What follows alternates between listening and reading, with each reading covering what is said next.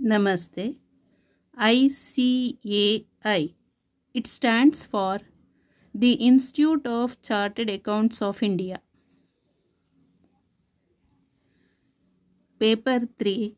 Business Mathematics, Logical Reasoning and Statistics. One paper, 2 hours, 100 marks. Article number 1.3. Compounding of ratios. Ratios are compounded by multiplying the fractions which denote them. We should multiply the antecedent for the new antecedent and the consequent for the new consequent of a compounded ratio. ಅಂತ ಹೇಳಿದ್ರೆ ಇದೊಂದು ratio ಅಂತ ಇಟ್ಕೊಳ್ಳೋಣ. Old ratio multiply with new ratio ಆದರೆ ಮಾತ್ರ ಅದು compounding of ratios ಆಗುತ್ತೆ.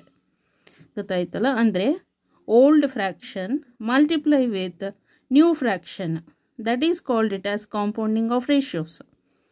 So ಹಾಗಂತ ಮಲ್ಟಿಪ್ಲೈ ಮಾಡಬೇಕಂತ ಹೇಳಿದ್ರೆ ಈಗ ಫ್ರ್ಯಾಕ್ಷನ್ಸಲ್ಲಿ ಆ್ಯಂಟಿಸಿಡೆಂಟ್ ಆ್ಯಂಡ್ ಕಾನ್ಸಿಕ್ವೆಂಟ್ ಅಂತ ಇದೆ. This is old ratios. Okay, A:B ಅಂತ. Next another one new ratios ಬಂತು. ನ್ಯೂ ರೇಷಿಯೋ X:Y ಅಂತ ಇಟ್ಕೊಳ್ಳೋಣ. This is for antecedent.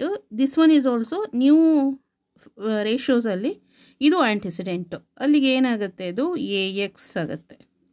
ಇಷ್ಟು BY ಇದು ಕಾನ್ಸಿಕ್ವೆಂಟ್ ಇಸ್ B ಓಲ್ಡ್ ರೇಷಿಯೋನಲ್ಲಿ, ನ್ಯೂ ರೇಷಿಯೋನಲ್ಲಿ ಕಾನ್ಸಿಕ್ವೆಂಟ್ ಇಸ್ Y. ಸೊ ಇದೆರಡನ್ನ ಮಲ್ಟಿಪ್ಲಿಕೇಶನ್ ಮಾಡಿದರೆ BY ಬರುತ್ತೆ. Okay, AX BY. ಸೊ ಇಲ್ಲಿ ಒಂದು ಎಕ್ಸಾಂಪಲ್ ಹೇಳಿದ್ದಾರೆ ಆಯಿತಾ. Thus the compounded ratio of X:Y. This is old ratio ಅಂತ ಇಟ್ಕೊಳ್ಳೋಣ. 3A:5B. This is new ratio. ಈಗ ಕಾಂಪೌಂಡ್ ಮಾಡಬೇಕು. ಮತ್ತು ಇನ್ನೊಂದಿದೆ, ಮತ್ತೊಂದು ಥರ್ಡ್ ರೇಷಿಯೋ. ಇದು first ratio, second ratio and third ratio. 6C:5D ಅಂತ ಇದೆ. ಗೊತ್ತಾಯ್ತಲ್ಲ? ನಾನಿಲ್ಲಿ ಎರಡನ್ನೇ ತೋರಿಸಿದ್ದು.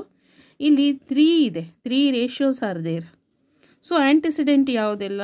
X 3A 6C. X 3A 6C. ಅದಷ್ಟು ಒಂದು ಕಡೆ ಮಲ್ಟಿಪ್ಲೈ ಮಾಡಬೇಕು. Divided by consequent is Y 5B 5D. ಗೊತ್ತಾಯ್ತಲ್ಲ? ಡಿವೈಡೆಡ್ ಬೈ ಕಾನ್ಸಿಕ್ವೆಂಟ್ಸನ್ನ ಎಲ್ಲ ಒಂದು ಕಡೆ ಮಲ್ಟಿಪ್ಲೈ ಮಾಡಬೇಕು. ಸೊ 3 6 18 ACX ಆಲ್ಫಾಬೆಟಿಕಲ್ ಆಗಿ ಬರಬೇಕು. 5 5 25 BDY. ಗೊತ್ತಾಯ್ತಲ್ಲ? ದಿಸ್ ಈಸ್ ಫಾರ್ 3 ರೇಷಿಯೋಸ್ ಇದ್ದರೆ ಹೀಗೆ. Okay, thank you so much.